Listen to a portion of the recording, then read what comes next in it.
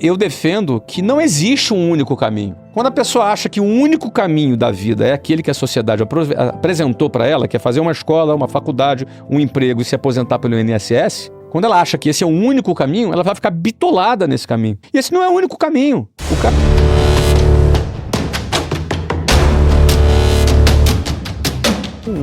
As pessoas não podem se aceitar rótulos, entendeu? Fracassado. Esse garoto é problemático. Tem que aceitar rótulo.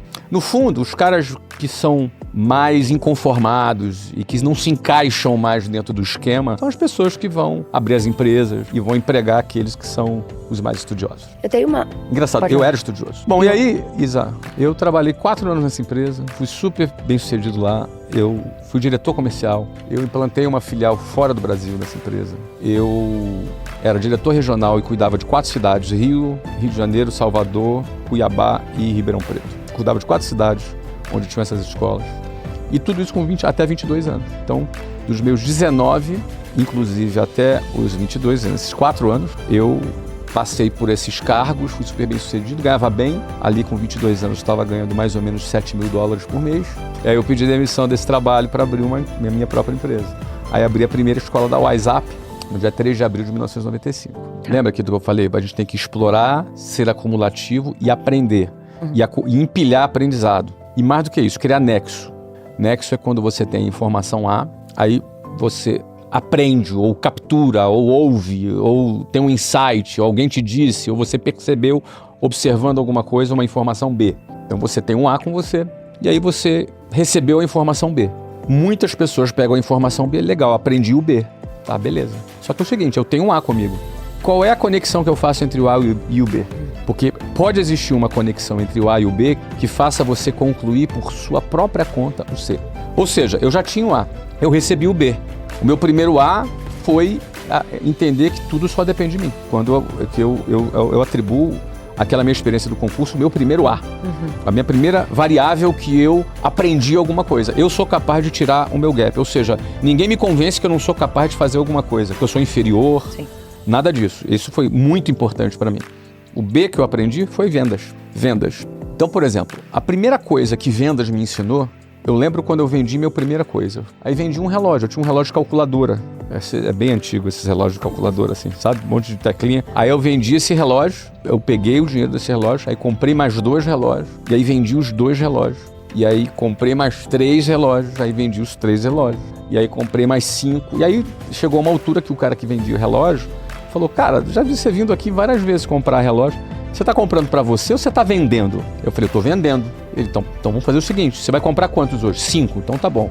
Toma os 5, eu vou te dar mais 3 em consignação. Depois você vem aqui e presta conta. O cara já estava confiando em mim, eu estava lá comprando, pagando, né? Interessante.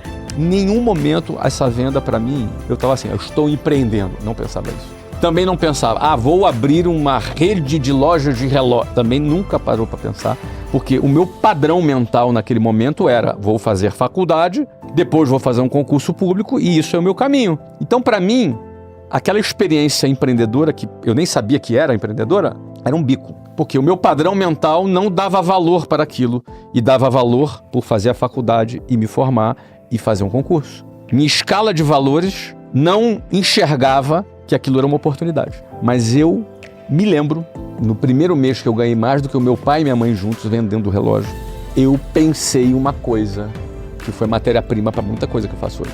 Eu me lembro, eu tinha 18 anos, eu pensei um negócio e eu comecei a questionar. Lembra que eu falei que eu sou questionador? Eu comecei a questionar. Eu pensei assim, cara, por que as pessoas trabalham para ganhar um salário?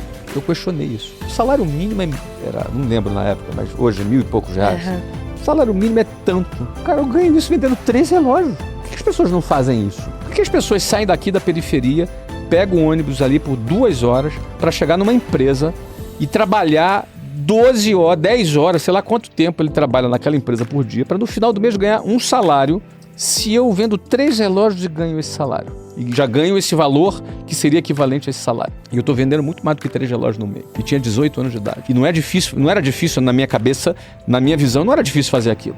Então eu comecei a questionar algumas coisas no sistema. Uma outra coisa do sistema que eu me lembro, que foi com 17 anos que eu questionei, era o embrião daquela minha frase, estabilidade não existe. Porque eu passei no concurso público, era funcionário público, tinha estabilidade para ficar 30 anos numa carreira e fui expulso. Então, peraí, dependendo da mentalidade das pessoas, elas acham que o cara virou vendedor de curso é desprezível. Sim. Ele acha que o cara é empreendedor é desprezível. Ele acha que o bacana é ter um emprego público.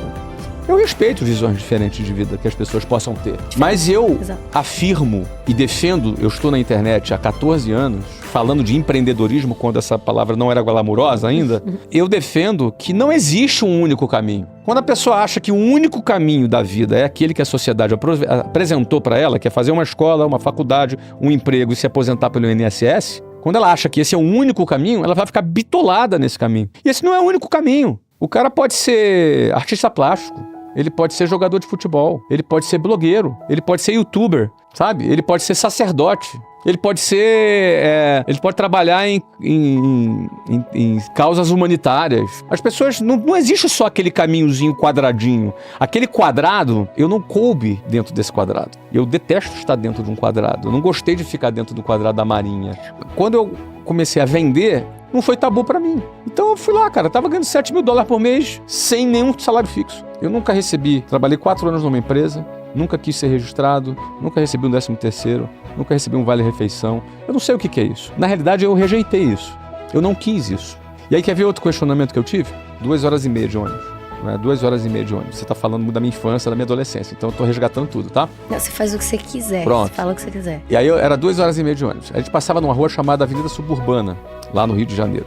E essa rua tinha várias agências da Caixa Econômica Federal. Então todos os meses, a Caixa Econômica Federal é um banco do governo que paga as aposentadorias. Naquela época, o velhinho, coitado, para receber a aposentadoria dele, tinha que ir para fila do banco. Em determinadas semanas tinha uma fila que dava a volta no quarteirão, só com os velhinhos, sol de 40 graus no Rio de Janeiro, os velhinhos lá ali com um guarda-chuvinha ali para se proteger do sol, esperando para pegar a merrequinha deles, a aposentadoria do INSS, que é pouco. E eu lembro de estar passando ali, já estava vendendo relógio nessa época, e olhava e falava, cara, nunca na minha vida eu quero depender da aposentadoria do INSS. Mas jamais quero terminar minha vida naquela fila ali. Mas aquilo ali me chocava. Sim. Porque eu olhava, talvez muitas pessoas olhassem, virasse só paisagem, eu questionava. Eu estava sempre muito conectado em questionar as coisas. Então você vê, esse é um outro ponto. Então quando eu comecei a trabalhar, eu não quis ter nenhum vínculo trabalhista, não quis ter nada, não quis. A louca da empresa aceitou, mas tudo bem, é problema deles, mas eu não quis. Porque hoje em dia você vai contra isso completamente. Eu sou contra porque existe uma regra. Existe uma legislação. Se você corre riscos que você, um empreendedor, não deve correr. Sim. Cara, mas eu sempre acho que o pacote trabalhista do Brasil é ruim para o empregado, não é ruim para a empresa. É ruim para o empregado. Tá louco. Eu pensava, o quê? Que o meu dinheiro no fundo de garantia vai ficar lá rendendo abaixo da inflação? Tá louco. Que? 13º? Não, eu quero dinheiro agora. Não quero no final do mês. Porque o 13º ele nada mais é do que o empregado emprestando dinheiro para o patrão. Pensa o seguinte, quando um empresário, eu tenho milhares de funcionários, quando o empresário contrata um funcionário, ele tem no orçamento quanto ele gasta por ano com esse funcionário. Então, o empresário não pensa no funcionário assim, o salário dele é 5, é 10. Ele não pensa no 10. Ele pensa o seguinte, o salário dele é 10, mas com encargos ele custa 20, vezes 12, 240, mais o 13º, que é 10, 250, mais um terço de férias, 253. É essa conta que o empresário faz. Então, um cara que o salário é 10, na cabeça do empresário, é 253 por ano. Agora, eu preferiria muito mais dar 253 para o empregado do que dar 10, que não é 10, que com desconto cai para 6,5, com desconto cai para 6,5, porque tem o imposto de renda retido na fonte, mais o INSS, mais o PIS, COFINS, blá, blá, blá, tudo que tem, dá mais ou menos aí uns 30 e poucos % de desconto, vai receber uns 6,5, 6,700. Aí tu pensa assim, bom, agora esse é o líquido, né, Flávio? Mas peraí, tudo que você compra no mercado tem 50% de imposto embutido. Então esses 6,700 vale 3,250, ou 3,375, para ser exato. Então assim, esse cara tem um poder de compra de 375, só que ele custa para a empresa 20. Eu preferia dar esses 20 para o empregado, pô. E vai me custar a mesma coisa. A diferença é que essa grana vai para sustentar a máquina estatal. E por aí vai. Então o que acontece? Eu acho que isso é ruim para o empregado. Eu não quis. Eu falei, não quero. Negativo. Deixa eu vender, ganho minha comissão, esse dinheiro é meu. Mas tem as garantias. Quero as suas garantias não, meu filho. Que essas porcaria não. Já vi que não tem garantia na vida. Que garantia? Já fui expulso. Quero garantia. Quero o seguinte, eu quero o meu dinheiro, eu quero ter a minha independência, eu quero construir a minha estrada.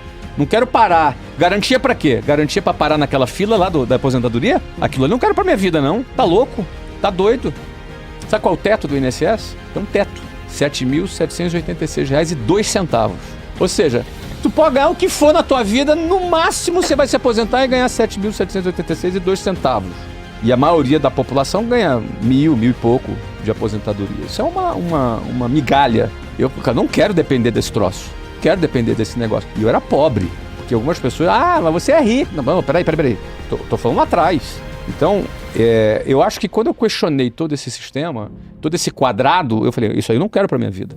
E aí eu me rompi com esse negócio, aí fui fazer vendas me fortaleceu ainda mais. Cara, já pensou, tu trabalhar mês inteiro pra ganhar R$2.000, R$3.000? Não, negativo. Você vai ganhar o que você quiser, o que você produzir, o que você for capaz de realizar. Eu prefiro isso. Eu prefiro não ter piso e não ter teto. E aí, muitas pessoas, invariavelmente, vão ter que decidir na vida entre dois caminhos. Ou a segurança, você vai pautar a sua vida pela segurança, ou tu vai pautar a sua vida pela liberdade. Você vai ter que escolher. E a gente é treinado na escola a pautar a vida pela segurança.